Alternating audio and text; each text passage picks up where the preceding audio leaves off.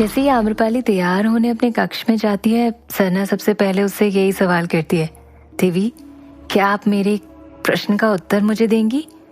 उनका सवाल सुन आम्रपाली ने धीरे से जवाब दिया, क्षमा कीजिएगा, आज हम आपके किसी भी प्रश्न का जवाब नहीं दे सकते, परंतु फिर भी आपका सवाल जानना जरूर चाहेंगे। ये सुनकर सरना ने उससे तुरंत पूछा, हम आपसे ये पूछना चाहते हैं कि ये कैसा दंड है देवी? आपने अपने लिए इस दंड को क्यों चुना है? आप तो जानती हैं कि हम अपनी इस कला से कितना प्रेम करते हैं, परंतु आज हमें अपनी इस विद्या का जिस रूप में इस्तेमाल करना पड़ रहा है, उससे ज्यादा दुख की बात हमारे लिए कोई और हो ही नहीं सकती। इसलिए हमें इस वक्त इससे ज्यादा बेहतर दंड कोई और समझ में ही नहीं आया। हमने इसे दंड स्वरूप स्वीकार किया क्योंकि आज तक हमने किसी के साथ कोई झूठ नहीं बोला और राजा को दिए वचन का पालन ना करके हमने इस राज्य के साथ गद्दारी करने के साथ साथ मानव धर्म के उसूलों और अपने बाबा के दिए हुए संस्कारों का भी अपमान किया है। हमारी नजर में इससे बेहतर कोई और दंड हो ही नहीं सकता था। चलिए, अब हम तैयार हो चुके हैं, अब हमें सभा में जाना है।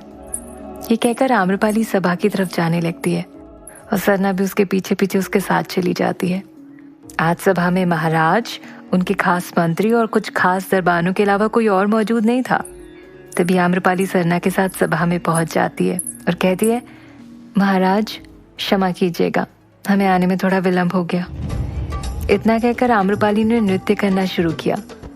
उसका दिल आज बहुत दुखी था, वो चाहकर भी ठीक से नृत्य मुद्रा नहीं बना पा रही थी, लेकिन ज्यों ही तबले पे थाप पड़ी, आम्रपाली अपने दुखों को भूलकर उस थाप के साथ लय मिलाने लगी। थोड़ी देर में उसकी हर अदा में मादकता थी।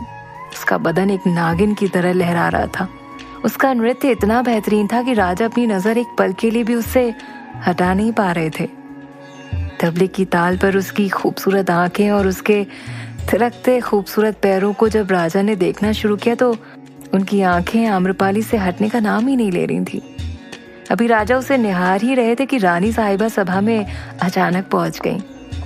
पहले तो उस कुबड़ी की बात को लेकर उनके मन में सिर्फ शंका ही थी कि न जाने उसकी बातों में कितनी सच्चाई थी, परंतु जब उसने राजा को आम्रपाली को इस तरह बिना पल के झपकाए निहारते हुए देखा तो उसे यकीन हो गया कि ऐसी औरतें किसी भी मर्द को अपनी खूबसूरती से रिझा सकती हैं।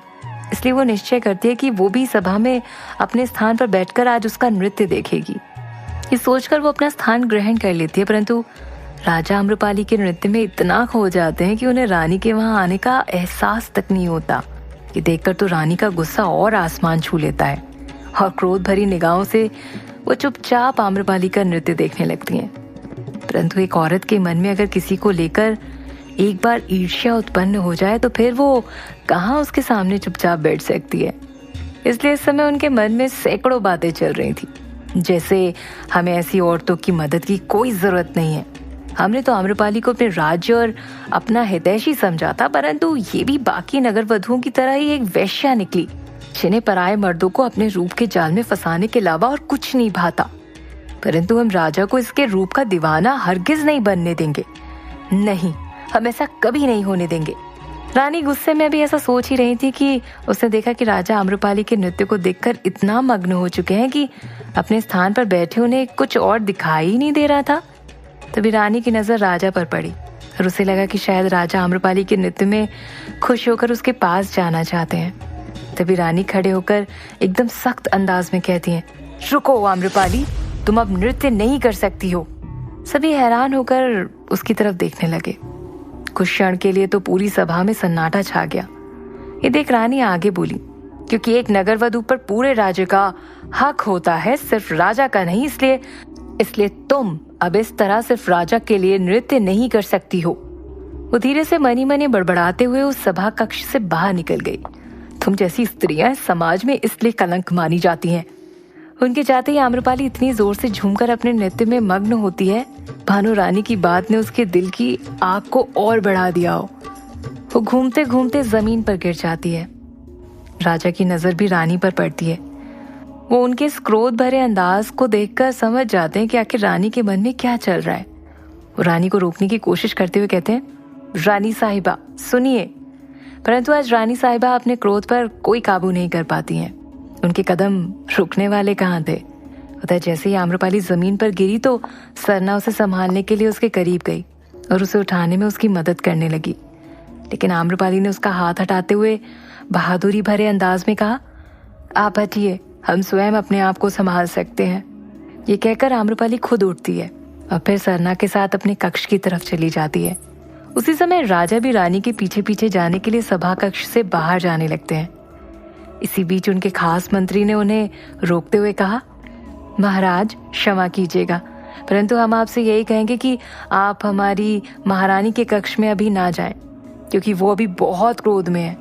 जब उनका क्रोध शांत हो जाएगा तो आपसे आराम से बात करेंगी। परंतु मंत्री जी, राजा ने कहा। लेकिन मंत्री जी ने उनकी बात काटते हुए कहा, कुछ दिनों से एक बात है हमारे मन में जो हम आपको बताना चाहते हैं। इस समय हम आपकी कोई बात नहीं सुनना चाहते, क्योंकि इस समय हमारे लिए रानी के क्रोध को शांत करने के अलावा कुछ भी जरूरी नहीं है। तभी मंत्री जी ने बताया कि हम समझते हैं महाराज, परंतु ये बात महारानी जी से ही संबंधित है। ये सुनकर राजा ने कहा, महारानी से संबंधित? कहिए क्या बात है, और ये बात हमें पहले क्यों नहीं बताई आपने?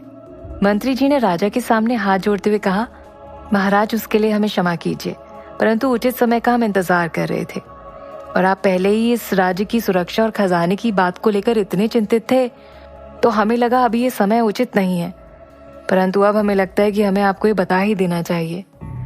महाराज, उस दिन जब आम्रपाली ने नगरवधु बनने के बाद पहली बार नृत्य करने की बात कही थी तो आपको लगा था कि वो हमारे राज्य के हित के बारे में सोच रही हैं, परंतु हमें लगता है ऐसा कुछ नहीं है, क्योंकि उस नृत्य सभा के पश्चात जो भी भेंट स्वरूप उन्हें कीमती उपहार दिए गए थे वो उपहार खजाने में डालने के लिए भेजने के बजाय उन्होंने वह स्वयं के पास रखे। और फिर हमने उस दिन देखा कि सरना वो उपहार महारानी के कक्ष में लेकर गई थी। ये सुनकर राजा को बहुत हैरानी हुई। वो बोले, ऐसा कैसे हो सकता है? शायद आपको कोई गलतफहमी हुई हो। नहीं महाराज, हमें कोई गलतफहमी नहीं हुई है। हमने उसे उन उपहारों को खुद अपनी इन आंखों से महारानी के कक्ष की तरफ ले जाते हुए देखा है। राजा को यकीन दिलाते हुए मंत्री ने कहा। राजा ने चौंक कर कहा, भला हमारी महारानी को उन आभूषणों की क्या आवश्यकता पड़ गई? उनके पास तो आभूषणों की कोई कमी नहीं है, फिर भला वो ऐसा क्यों करेंगी? महाराज, हमें क्षमा कीजिए, ये तो हम भी नहीं जानते, परंतु हमने ये सब अपनी इन आंखों से ही देखा है। लेकिन इन दिनों राजमहल में इतना कुछ चल रहा है कि हमें आपको ये बताने का अवसर ही नहीं मिल पाया, इसलिए हमने आपको नहीं बताया और हम इसका पता नहीं लगा पाए कि देवी आम्रपाली ने आखिर ऐसा क्यों किया। तभी राजा ने कहा, इस प्रकार का उत्तर तो सिर्फ दो ही इंसान दे सकते हैं, एक तो देवी आम्रपाली और दूसरा महारानी। अब ये दोनों ही बता सकते हैं कि इस बात के पीछे क्या राज है। आखिर रानी ने उनके उपहारों को क्यों लिया? ऐसी क्या आवश्यकता पड़ गई है उन्हें कि एक नगर वधु के उपहार लेने पड़ गए उन्हें, जिन पे सिर्फ इस राज्य का अधिकार होता है? ये सुनकर मंत्री जी ने कहा, महाराज आप बिल्कुल सही बोल रहे हैं, तो क्या देवी आम्रपाली को आपके सामने बुलाया जाए ताकि वो इन सब प्रश्नों के उत्तर दे सके?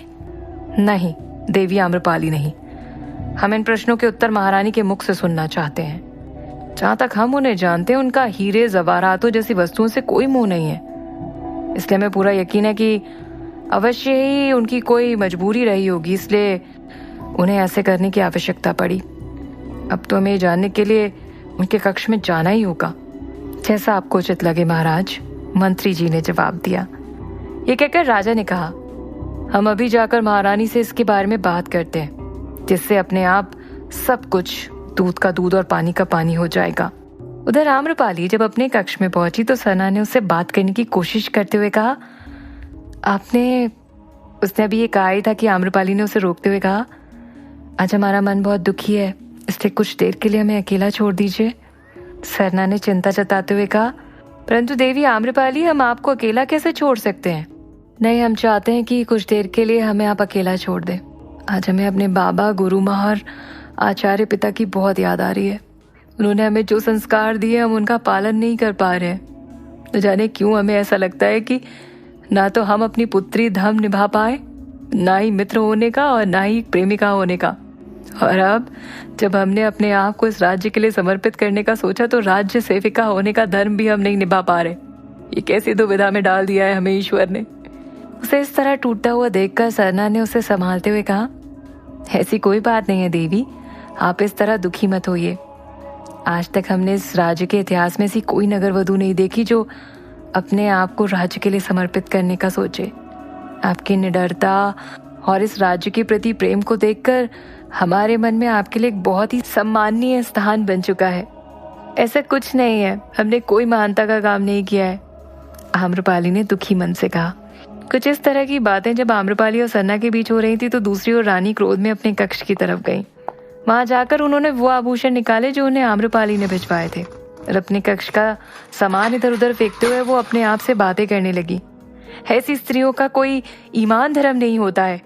पैरों में पहनने वाली जूती को शायद हमने अपने सिर पर बैठा लिया था, इसलिए ये उसी का अंजाम है। आज वो हमारे ही पति को अपने मुंह में फंसाने की कोशिश कर रही है, परंतु हम उसे ऐसा कुछ नहीं करने देंगे। हमें उसकी सहायता की कोई आवश्यकता नहीं है। हम ये आभूषण उसे लौटा देंगे। तभी रानी की खास दासियों ने उन्हें इस तरह के क्रोध में देखकर उन्हें शांत करने की कोशिश की, परंतु उनकी बातें सुने बिना ही रानी ने उन्हें आदेश दिया, जाओ, जाकर अभी आम्रपाली को हमारे कक्ष में बुलाकर लाओ।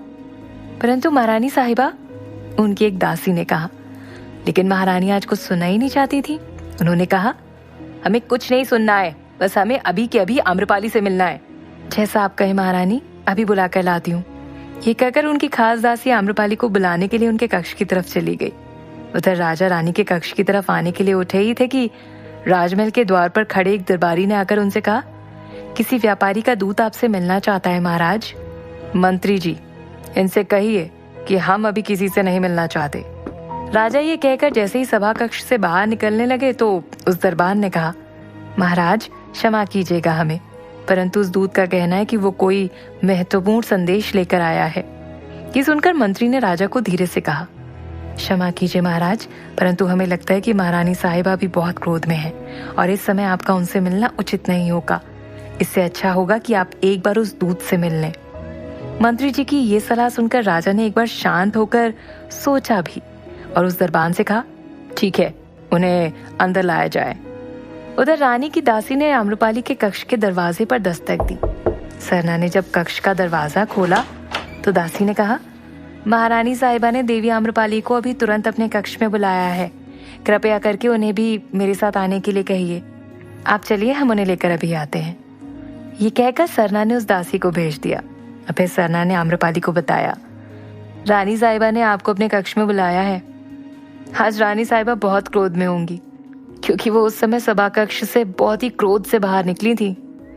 सरना की बात सुनकर आम्रपाली ने जवाब दिया, हाँ, वो हमने भी देखा था, परंतु हमें उनके कक्ष में जाकर उनके प्रश्नों का उत्तर देना ही होगा, इसलिए हम उनके कक्ष में जाते हैं। ये कहकर आम्रपाली रानी के कक्ष की तरफ जाने के लिए बाहर आ जाती है। तो क्या आम्रपाली रानी साहिबा के प्रश्नों का उत्तर दे पाएगी? रानी साहिबा के क्रोध का ज्वालामुखी आम्रपाली पर क्या असर डालेगा? आखिर वो दूत है कौन? किसका महत्वपूर्ण संदेश लेकर वो राजमहल आया है? ये सब जानने के लिए सुनते रहिएगा आम्रपाली की कहानी।